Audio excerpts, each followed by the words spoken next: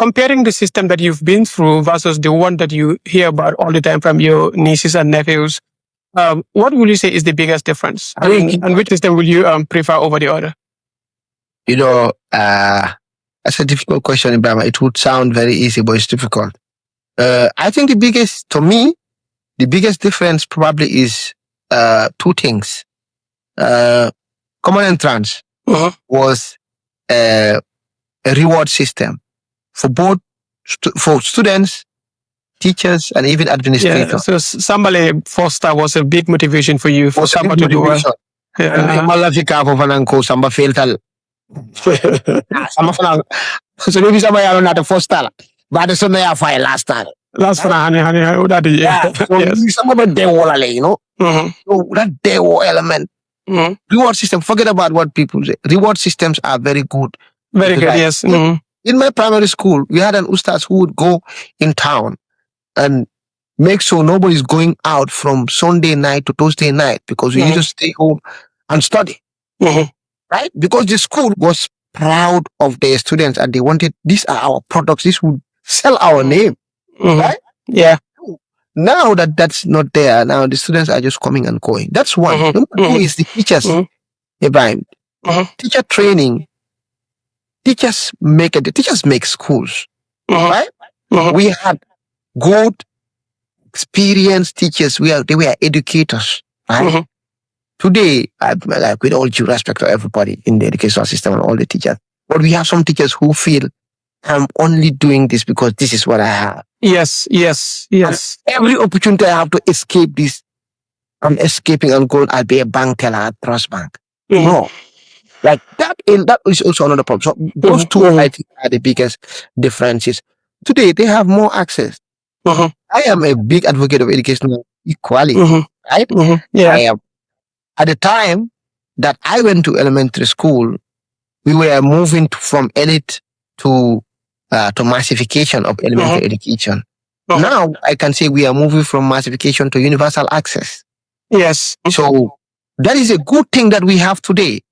Now every kid almost everywhere in the country can go to elementary school. At that time we can say, the school system was good, but it was a privilege to go to primary school.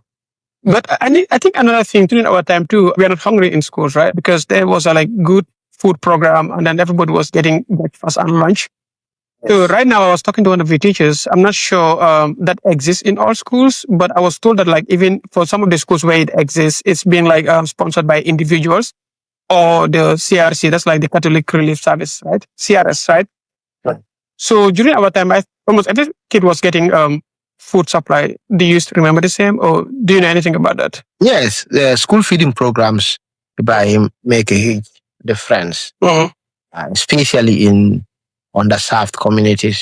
That students like Ibrahim who would go to school because of the food that they eat. Benakino. Yeah. And also, learning in an empty stomach, bro. You can't learn on an empty stomach. It does make a difference. It does. For many families, the fact that they don't have to feed their kid in the morning, or even with little they feed him, when you go to school, he'll be eating from the school, was taking a huge burden from them.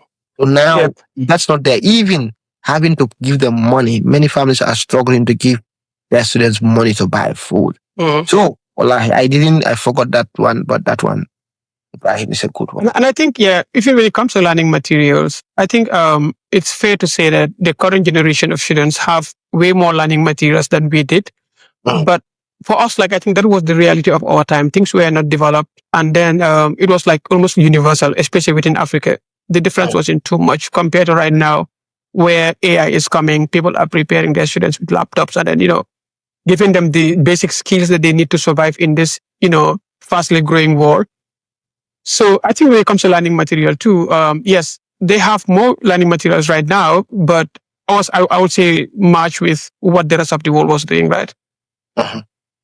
The material is good, but if it's not matched with the right teachers, right thing. Yes, that's true. Agreed. So we can have some of the apps, the tablets, the computers, but you as a kid would just want to use it for entertainment. if you don't have the right teachers, the right curriculum to use that to leverage the opportunities that it offers, it would just be another gadget to distract the student. So I I am okay with all these tablets and all that they can, but I would say let's focus on training and incentivize training teachers and incentivizing teaching. Let's make teaching a job people want to do. You finish the University of the Gambia, we have a summer program where you do three months on pedagogy. You studied physics, 3 months on pedagogy, and then we give you a certificate. With your university certificate, you go and teach physics at SOS. If we put in the right investment, people would finish UTG and they would not try to go to work anywhere else. They would go to teach.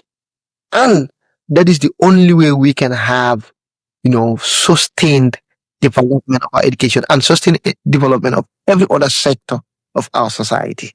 The government should really have education at the center of their development plan.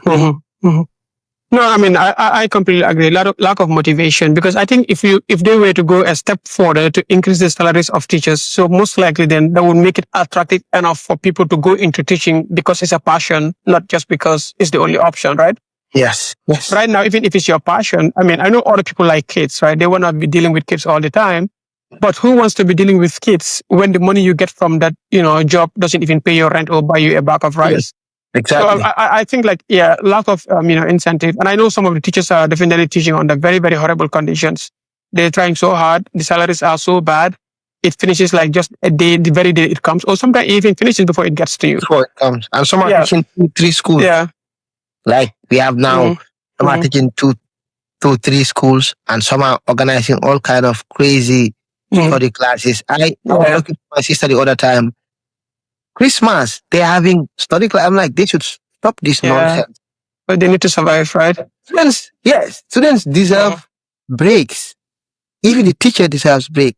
Christmas holiday, 2 weeks. Why would you need study classes for that? Let the students stay at home and rest. Teacher, you go and rest too. I think that is mainly the fault of the parents too, because I think for us, we're putting so much stress on our kids.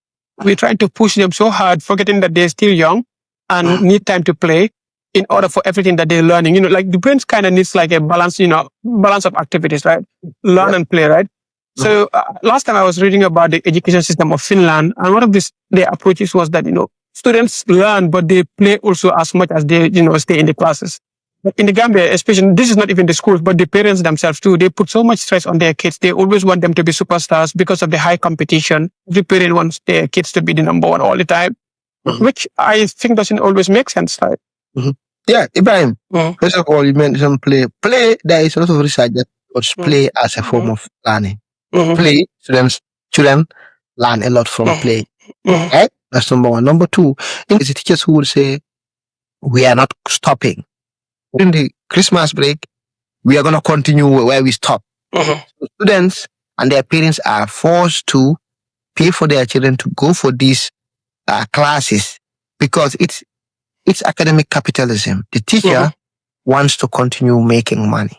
Academic capitalism, there's a lot of tons of research on academic capitalism. Mostly look at higher education. But if you look at elementary and high schools in the Gambia, there is a lot of entrepreneurialism from teachers. They study classes and they force the students to come because they want to make extra money.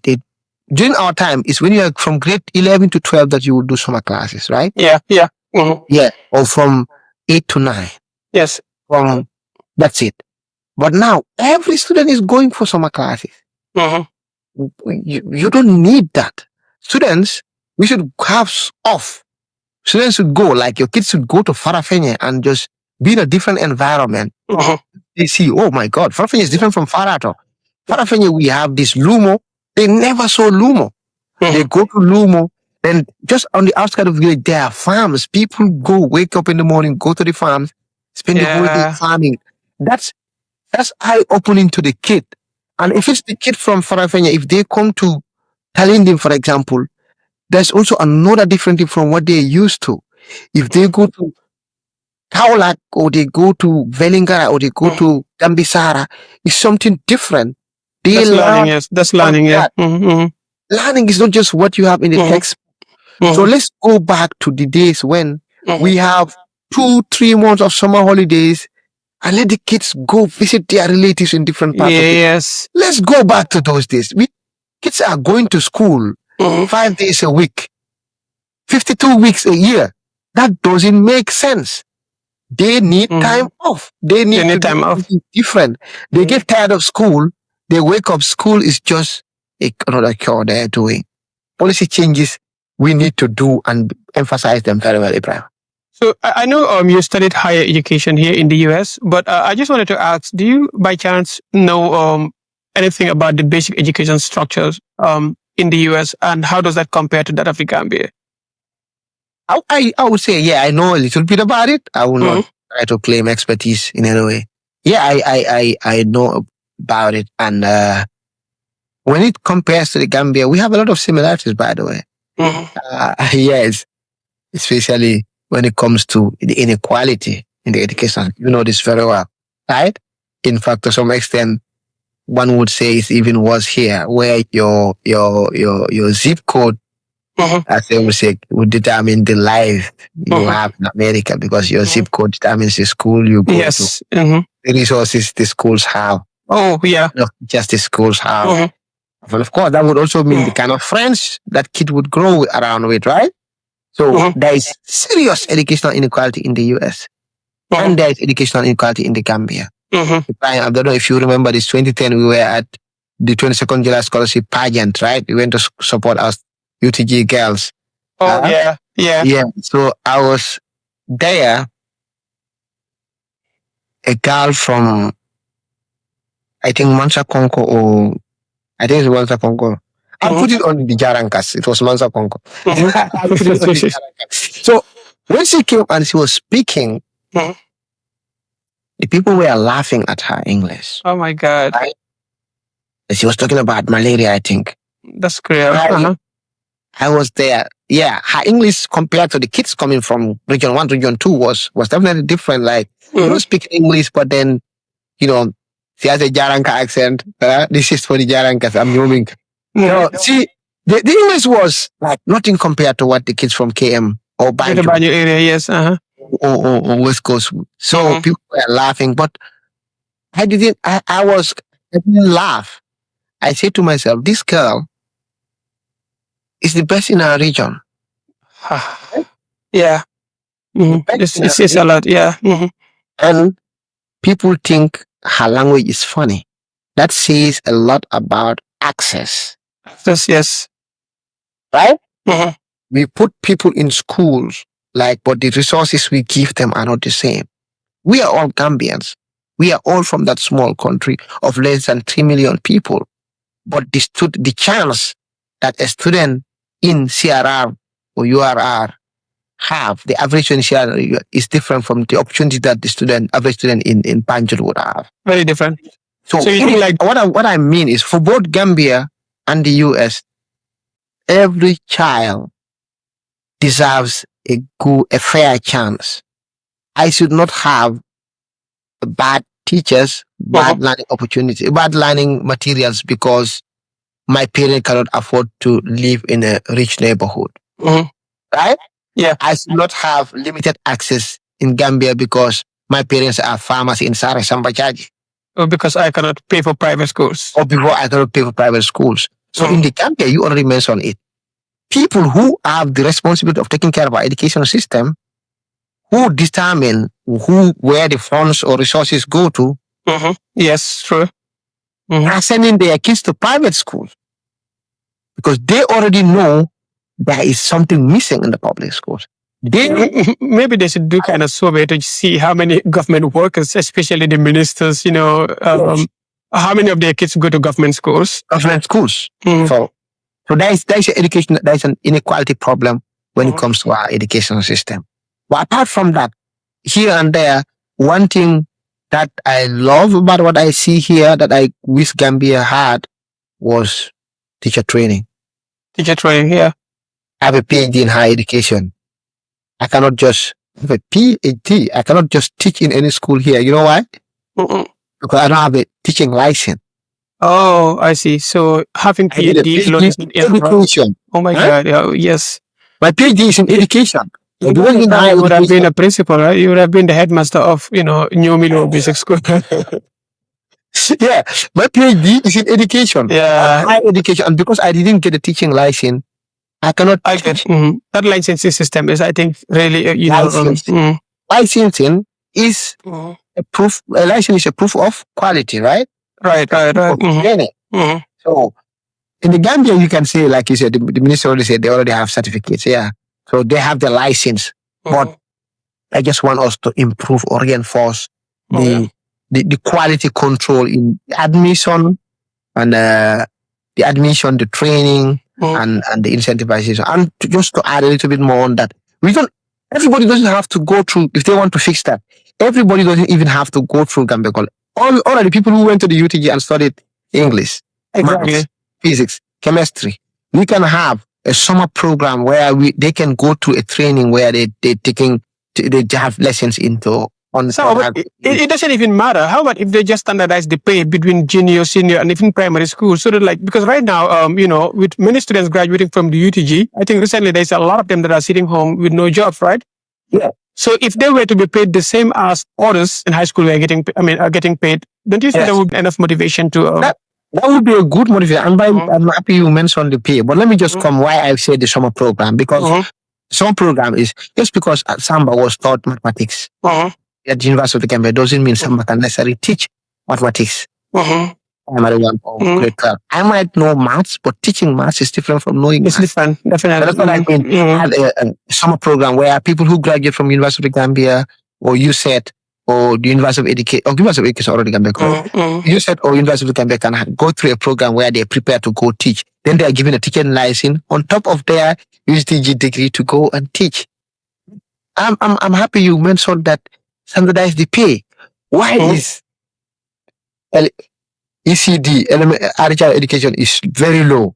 Then you have PTC, HTC. The more you go, you're paid more.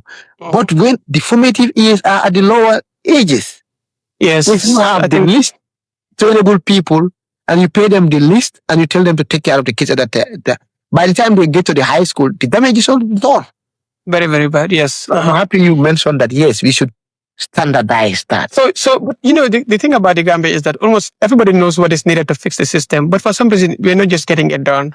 What do you think is the main challenge, keeping us from, getting ourselves fixed? I'm not sure if everybody knows what should be done, to be honest with you, Brian. If you look at our education and our education policies over the past few years, you can see a lot of what has been happening is maybe everybody knows what should be done, but probably we are not prioritizing what we should be doing. We have been replicating global. I did research on this, by the way, right? We have replicating global education targets. When they had the MDGs and the AFA goals, we came and pegged our national education policy to that timeline and replicated that. And then in 2012 to 2015, they had a consultation and had the SDGs, right? In 2015, when they came up with the SDGs, we came and had a consultation and have our education policy from 2016 to 2030 based on the timeline of the SDGs and replicated whatever the goals of the SDGs are. So, in essence, we just whatever the UN, the World Bank, UNICEF want, or UNESCO want, is what we say we are going to do with our educational system. But we are Gambia, we are in Jara, we are in Nyomi, we are in Kombo, we are in Sandu and Woodley. We have our realities, right? We should look at what our society wants. It's okay, we can take some of what the World Bank wants, what the UNESCO, what UN wants, but let's contextualize some of this. I completely agree with you. But another thing that I also wanted to discuss here is that, with AI coming, now everybody is talking about AI. People are losing jobs because of AI. The world is changing, right? Everything about the world and how we used to think about employment is changing. Do you think Gambia is preparing for AI? Especially with our elementary school system? So, Ibrahim, the thing with AI is it's hard to know who is even preparing for it. Even Even people who were in the tech field, who were coding and or doing other stuff, even people who made the AI are now struggling with AI, right? But Yeah, it's taking over their jobs, right? But yes, I mean, yes, there got to be a way. Like last time I was talking to my wife, and she was telling me AI is here, it's taking over people's job, but there's also expectations that there's going to be more millionaires because people are going to leverage, all the benefits that AI brings to be yes, millionaires. Like right now, for instance, you can just be a simple content creator, right? Go act drama, just without anybody, just yes, have characters act movies yes, for you. So there's a yes, lot of opportunities that is coming up with this AI. So don't you think like we should have a system where we introduce, the kids with technology at a very, very early age so that like they can start, looking into ways that they can be self-employed in the future and won't have to struggle a lot with, all the challenges that you are, me and some of our other colleagues are going through. yeah. So yeah, uh, definitely, Ibrahim. Like you said, like your wife said there, it's gonna take many people out of jobs, but you're gonna make millionaires. So AI would never replace humans, right? It would take others out of job and to enhance productivity of others, right? So it's about how do we learn to leverage it to increase our productivity. There is of research that is already going Right. in this already. So how and the conversation around this, things are changing at a very fast pace. What I would say is, for Gambia, we were already very much behind. We were among the people at the back end of the digital divide, right? Most schools don't have access to computer, and some schools have a computer lab that they would lock and cover the computer. Kids don't have access to this to learn. But I would say the people who would leverage AI are the people who at the elementary level were able to have the basics. So why am I saying this is because whatever AI that is being used today, by the time those kids get to high school, it's gonna be something different. Right? By the time they get to college level or get to be employed, it's gonna be something different.